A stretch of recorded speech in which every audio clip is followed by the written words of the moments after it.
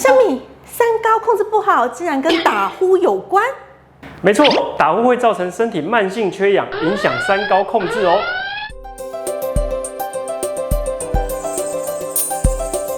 昨晚您睡得好吗？欢迎今天跟我们一起睡好安心。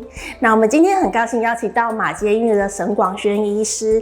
那沈医师不只是耳鼻喉科医师，同时也是睡眠专科医师。今天沈医师将跟我们一起聊聊，就是三高跟打呼到底有什么关系呢？我们欢迎沈医师。嗨，大家好。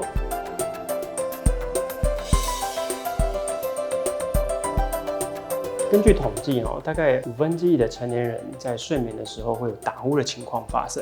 打呼的人里面呢，有一半的人会有可能有睡眠呼吸中止症的情况发生。睡眠呼吸中止症顾名思义，它就是在我们睡觉的时候反复的经历一个呼吸阻塞、缺氧的情况。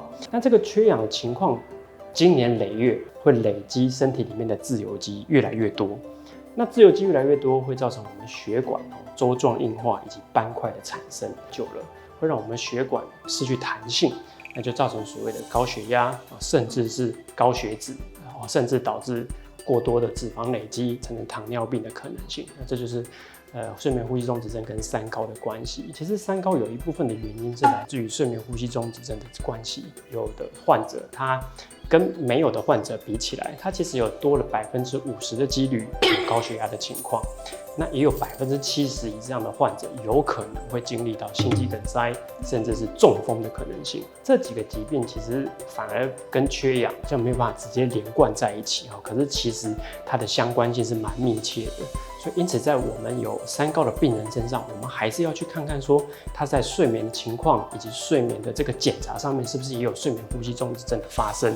我们或许从这个源头去解决、去控制，可以让他的三高得到更完整的控制。那在门诊里面有没有因为就是解决了睡眠呼吸中止症的状况，然后三高就得到良好控制的例子呢？在本院有一位心脏科医师，他本身 BMI 体脂肪确实是比较高一点，那也有在固定服用这个高血压的药物。那他本身就是心脏科医师，所以他觉得服用这个这个高血压的药物很正常。好，可是他同时枕边人有抱怨说，他长期都有这个打呼的问题。好，于是他就来门诊求诊。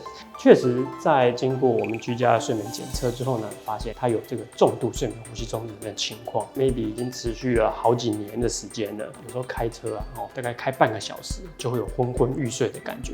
纵使他前一天晚上已经睡得很饱了，他还是觉得开半个小时他就没有精神。早上上班的时候也是会觉得工作效率不好。因为是重度的患者，我们还是有安排一个呼吸器的介入治疗。经过呼吸器的治疗1个月左右，其实他回诊的时候就有明确的告诉我们说，他在开车的这个觉得他开半个小时以上，现在好像都不会累了，也都不会想要睡觉了。那另外一个帮忙就是，其实带了呼吸器之后，其实他那个体重的控制反而更理想了。他在1个月之内大概就瘦了8公斤。对，在没有用任何其他药物的情况之下，就靠他平常的饮食控制跟这个晚上的血氧量充足。那也因为这样，他就继续持续的使用呼吸器。这样，我们都知道，睡眠呼吸中止症可能都会觉得是比较发生在肥胖的病人身上。没错，确实肥胖的病人有比一般人高出蛮大的几率有睡眠呼吸中止症的情况。那这个病人他比较特别，他大概是一个40岁的中年男性，可是呢，他的身材是标准的，也有运动的习惯。只是晚上也是因为枕边人觉得他打呼的声音比较大声，带来求诊。同时他在30几岁的时候就被诊断有高血压的情况，那就开始有服用药物。于是我们还是帮他排了一个睡眠的检查。那睡眠检查发现，他居然有中度的睡眠呼吸中止症。我们还是有他配合呼吸器的试戴，大概1-2个礼拜之后，他觉得他白天的精神也有好一点。可是比较特别的是，他的血压的控制。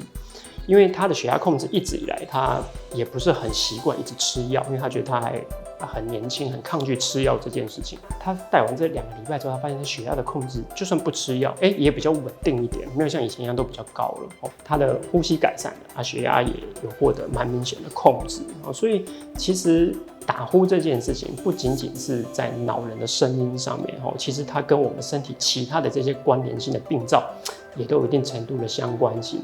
那要控制三高以及解决睡眠呼吸中止症，其实应该是要并行的。我们常常误以为打呼就是睡得好，殊不知这很可能是你的呼吸道塞住了。今天很谢谢沈医师给我们带来这么专业的分享，也让我们知道三高若要控制好，好好睡觉真的很重要。今天我们谢谢沈医师，那也谢谢大家，我们下次见喽，拜拜。